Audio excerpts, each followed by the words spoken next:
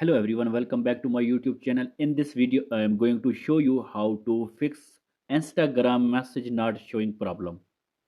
So guys, you can easily fix this problem. So let's start without wasting any time.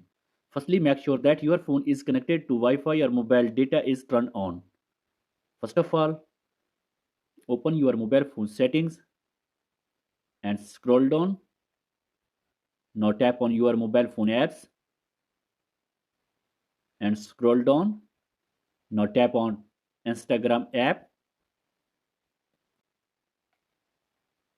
First step, tap on storage and tap on clear cache and go back. Now tap on notification and turn on show notification. After this, go back.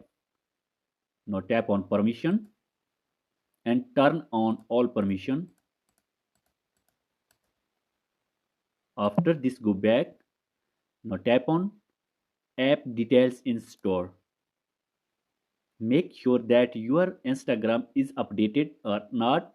If not updated, so guys, first of all, update your Instagram update version. After this, go back. After doing all these steps, your problem will be fixed.